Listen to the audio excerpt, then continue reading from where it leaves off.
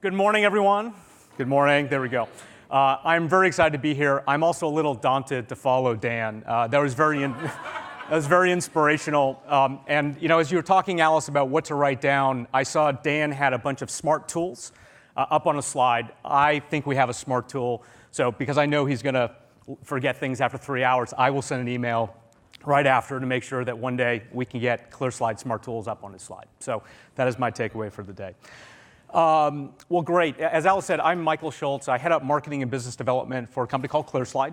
We are transforming the business of selling, which is really a reason why a lot of you are here today, is to transform your organizations. And we help companies focus on three things: increasing sales rep productivity, improving insights for leaders, and making content more effective so sales and marketing can align. And that's hopefully going to be the last sort of pitch for product that I have today. And I'd love to talk to you, love to have you guys stop by the booth, learn a little bit more about what we do, take a demo. But again, what I'm going to try to spend the time on is to really talk about tips to transform some sales performance and some of the best practices that we see from some of our customers. And so hopefully I can share some ideas and inspiration that you can take and maybe implement one or two within your company. But before I get started, just with the bulk of the presentation, I want to thank Gerhardt. I think I saw him in here. But this is my fourth Sales 2.0 conference, both as a sponsor and as an attendee. And I couldn't be more excited to continue to invest my time and my company's time to be here. I always walk away with something that I can write down and implement for my organization. And so, Gerhard, thank you very much for all that you do. And just a real quick round of applause for the team. Perfect. All right, so again, let's get started. All right, this is probably me with a little bit more hair, but I have the privilege to be able to talk to a lot of sales and marketing leaders really around the country and sometimes around the world. And this is really the sentiment that I'm hearing a lot of today. It's very hard. There's a lot of things that are happening in the world, both economically, politically, socially, that really is causing people to really kind of think about ways to do things in a fundamentally different way. We recently did some research with CSO Insights. I think a lot of you are familiar with CSO. Pat Lynch from CSO, I think, was here. I think he's here today as well. But this was fantastic to be able to survey what was top of mind of sales leaders around the country. And it should be no surprise that the first two around new revenue growth and overall sales productivity are there. And they've been there for the last few years. And again, no surprise. What was really intriguing was what was below the box. And fundamentally, those things that have shifted in terms of how to go deliver against revenue growth and productivity have changed. So people focusing in on how to onboard reps faster, how to increase customer satisfaction, forecast accuracy, all these things have been around, but the mix has really changed. And so it's really profound ways to rethink the way that we perform the business of sales. So before I do any further, I'm going to show kind of hopefully a quick tongue-in-cheek video. I'll come back. You want answers? You, Mr. Finance? You, Mr. Operations? We have a greater responsibility than you could possibly fathom. You scoff at the sales division. You curse our lucrative incentives. You have that luxury. You have the luxury of not knowing what we know. That while the cost of business results may seem excessive, it drives in revenue. And my very existence, while grotesque and incomprehensible to you, drives revenue. You don't want to know the truth, because deep down in places that you don't talk about are team and management meetings. You want me on that call. You need me on that call. We use words like fleet view, volume control, total cost of ownership. We use these words as a backbone of a life spent negotiating something. You use them as a punchline. I have neither the time nor inclination to explain myself to people who rise and sleep under the very blanket of revenue that I provide and then question the manner in which I provide it.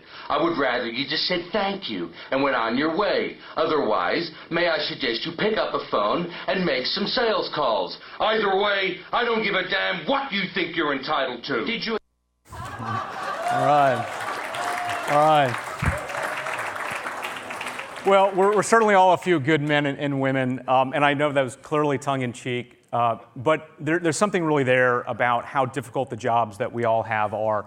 If anyone wants a copy of that, just come find me, and I'd be more than happy to provide a link to it and have a little bit of fun. But part of the reason why a lot of us are struggling today, and I'll kind of pivot today a little bit on the tools and how to increase productivity, is that there's so much promise in all the new tools that are out there, and they all promise a new way to work, and really all promise some level of productivity.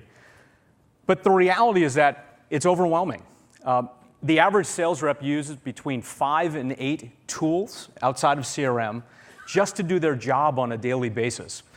This is a chart just from one of the leading venture firms here in the Bay Area, and this is just a sampling of that list. And so there's a lot of stuff out there, but it's not all working.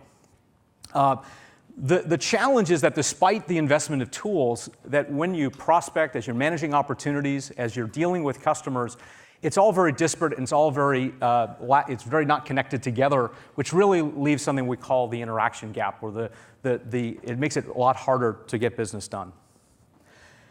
Despite the investment in tools and technologies, what we found in the research that we did with CSO Insights is that 60% of sales leaders say that the lack of proper tools is actually lengthening the sales cycle. Part of that is because 65% of a salesperson's time is spent on non-selling activities.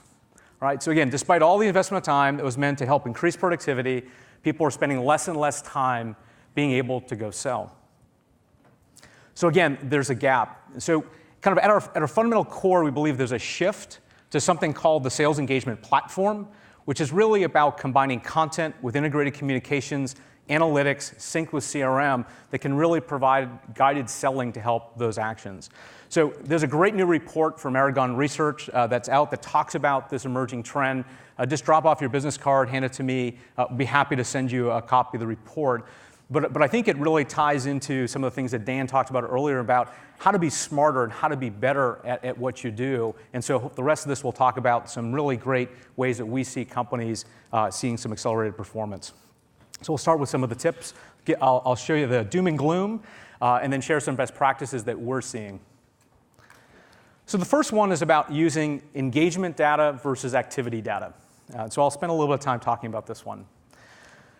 So it should come as no surprise that, again, the research shows that 58% of forecasted deals slip out of the quarter. Does that seem right? Generally? Yeah. What's even worse, or maybe a worse statistic, See, it's so bad we have to stay on the slide, so it's there you go. Is that research from Accenture showed that actually 75% of all deals in the pipeline never close, right? Right? We all know this challenge. Part of that is because we're not disqualifying deals early enough. That 70% of reps don't validate prospect interest early enough in the sales cycle. So again, sets that whole virtuous cycle as you get further and further down. Deals are there, deals slip. That leads to a lack of confidence. This one really surprised me, but as I've presented it a few times, I get a lot of nods in the room that most of the data that's going into CRM, people don't have a lot of high confidence in because a lot of it's self-reported or it's auto done, but it doesn't have a lot of insights around it. So leaders are not pulling right from their CRM system. They're actually still working off of spreadsheets because they believe that has a higher confidence. So let me give you a few best practices that we're seeing. And again, this may have some ideas and inspiration as you think about it for your organization. So validating interest with engagement versus activity. So let me explain a little bit about what I mean by engagement data. So everyone knows activity data. So I make phone calls, I set up meetings, I send emails, and I'm capturing that information. That's the measure of activity. That's the volume of activity that a rep will go through. Engagement is a little bit different. Engagement is actual time spent engaging with a prospect or a customer. And that could be on a web meeting, in person. It could be that someone's clicking on content, but it's actually active time spent engaging. So behind me is a presentation that went out via email. And so imagine that it's a pricing proposal. And so it went to one person. That person forwarded along potentially to the decision maker. And I can see what was covered, what the person viewed from that email? How much time did they spend on content that I sent them? When it was forwarded to the decision maker, what did they go focus on? So were they looking at the pricing page? Were they looking at another page? And so I have much, much deeper insights into what people are caring about. And that's a fundamentally more powerful way to be able to move deals forward. The second way that we see customers using engagement data is that they're using it early on in the sales cycle to validate prospect interest. So this should be familiar to everyone behind me, which is a Salesforce lead view. We have a custom view called Most Engaged. And what we're able to pull is for email campaigns that sales reps send, which leads have interacted with content the most. So as I'm prospecting, I can now prioritize on the ones that matter early on. It doesn't mean that I ignore everyone else, but it lets me be really, really efficient with my time at scale. And so that's another way that you can really use engagement data to really help move things forward versus blindly just continuing to resend emails in. The other way that people are using engagement data has to do with how we map it to opportunity data. So this is a Salesforce dashboard. Happens to be in the new Lightning interface, which I know not everyone's using. But what we're doing here is showing kind of a couple things. Is that I can take deals that are in my pipeline, and say I have a deal at Disney that I'm looking to go close. Rep says feels really good, but the activity data on that shows that there's been nothing happening. There's been no meetings, no interactions. And it gives me another lens as a sales leader to be able to probe in and figure out what's going on. It doesn't mean that nothing is happening. It just means that it's not tracked or I need to go probe deeper so I can help coach that deal over the line. I can also pick up role data within Salesforce and be able to say, hey, are the people who are engaging with the rep or on that deal or opportunity, are we engaged with the right people at the right level? So you can do some really interesting things to be able to combine CRM data with engagement data. So I'll do one more, which is just the traditional spreadsheet that we talked about a little bit earlier. So on one side is just a typical, what we call haircut forecast. Reps forecasted, it went to the manager, they took a haircut, went to the regional person, took a haircut, et cetera. And so I have some sense of probability of the deal closing. But it's all self-reported. It's a little bit of gut and based on experience. But on the other side is a measure of engagement. In this case, it happens to be emails. So it's not just emails sent and emails open, but it's the amount of time that someone is engaging with content and information that was sent out via email. It becomes a much higher correlation with a deal closing. And this really just means that you can get a lot tighter on your forecast. Instead of being, hey, I think only half the deals are going to close, and that's how I make my pipeline up, you can get a lot tighter and put another lens on that information. So again, engagement data is a really interesting way to take a look at how things are progressing. So the second one is about content, which is definitely near and dear to my heart, about having a single source of truth. So a couple of stats, or a few stats. Again, research with CSO Insights, nearly 3/4 of all sales leaders talk about how their organization does not manage content effectively. Right? There's some stats out there that talk about how 90% of sales content is very difficult to find and use. In fact, 65% of all produced content never gets used. And this is the one that's very striking to me, is that this is research that we did with Aberdeen. 440 hours a year of an average rep's time is spent searching for content. Okay, talk about the non-productive selling time. Even when they find the content, half the time, they actually modify it, create their own. So there's a lot of lost time that's being spent that could be better used selling. So a few best practices just that I'd love to share. Too quick with the clicker. I would not pass the Spartan test. Okay. Oh yeah, last one. 65% of reps also don't have access to content on their mobile device. So if you want it all centralized, but you don't have availability to it, our world is going 24/7. Customers are expecting us to respond at all times. If you don't have access, that's a huge challenge. So a few best practices. One which is pretty straightforward, which is how do you have a single source of truth for content? Today, what I hear in a lot of organizations is they'll have SharePoint and Box, and they'll have another internal system and another portal, but having it all in one place is super important. as you can imagine. It's where you have a way to put all the approved content together. I can pull it in, I can tag it appropriately by sales stage, and everyone in the organization knows that is where you go to find the approved content that you need. And it's amazing how many organizations still have multiple sources for that, and it's very confusing. So again, single source. The second is, even if it's in a centralized place, you have to figure out what's working and what's not. So the example behind me is a presentation that was sent out via ClearSlide. So think of this as maybe it was an introductory presentation. It's our standard, and you all know it, 20, 30-page PowerPoint presentations that get sent out. And you can see a lot of, only the first few pages are really getting the clicks. And this is when it's presented or when it's sent out via email.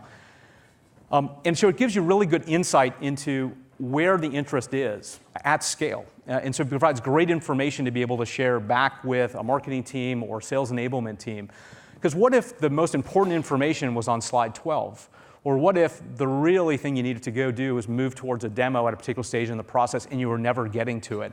So it gives you a lot of great insights into how content is working, what's working well, what's not working well, so you can constantly tune. And then I can drill in at an individual presentation or slide level to really get insights, and I can even potentially even hear how people are pitching that over and over again. So it's really very, very, very amazing what you can actually do.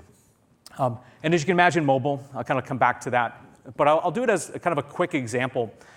So we work with an educational publisher that's doing a lot of work on Common Core. And so the way that they used to sell was they would put, the reps would put binders and binders in the back of their trunk, and they drive all around in their district to different schools trying to go sell their wares. And it was, as you can imagine, an incredibly ineffective process, but it did work for some time. But what they've done is they've given every rep, there's about 125 in this particular division, reps in the field, and they all have iPads. And so now they have access. Everything that was in a physical manual is now available very simply on a device. It's all approved. It's all easy to access, even offline. And the best part of all for the sales leaders is that they actually now get insights into what's presented. So it used to be they'd come back in from the field, the manager would say, well, what did you present, what worked, what didn't work? And there's really no record other than the anecdotal feedback that was shared. But now the manager can get a report of all the content that was presented, how long those meetings were, a little bit Big Brother at times, but it really helps be able to manage sales performance and help that sales manager coach their teams a lot better. So mobile can really be tremendously empowering, but it all ties back to having a good single source of where that content is. I'll get this, I promise, one of these slides I'll get, okay. Okay, so last tip is best practice libraries to be able to coach and onboard reps faster. So again, a few stats to set this up. 20% annual turnover in sales. Shouldn't be surprising to most of the folks here in this room. When you add in both voluntary and involuntary, it's closer to about 33, 34%. So it's a real challenge for our profession. What's even, I think, harder is that the time that it takes to onboard reps is getting longer and longer. So when you look back just a few years, it could take somewhere between 3 to 6 months. Now we're 6 to 9 months. And what's really intriguing, or actually frightening, is when you look at the percent of time that's 9 months or more to go ramp, that number's been going up every year for the last 3 years. So it's taking longer and longer. Reps are turning over faster. And the sales leaders have less and less time. So in the research we did with CSO, only 20% of a sales manager's time is available directly for helping the sales reps sell. So there's a massive problem, and I think this is where tools and technologies can really go help. And so let me share a few examples of what we see best-in-class companies doing. Everyone who was here yesterday heard Brian Frank from LinkedIn. So LinkedIn has been a long time ClearSlide customer, and they instituted something called the Perfect Pitch Library. So instead of taking reps through just the standard, this is the training on, here's the pitch, here's how to go do it, what they do is they take actual successful presentations from their top reps, and they make them available during onboarding. And we have an integrated audio capability so you can synchronize the slides and the audio together. And so they take real presentations. The best part is that it's not just training on how to give the pitch, but then you can hear the customer asking questions and you hear the objection handling from some of their best reps.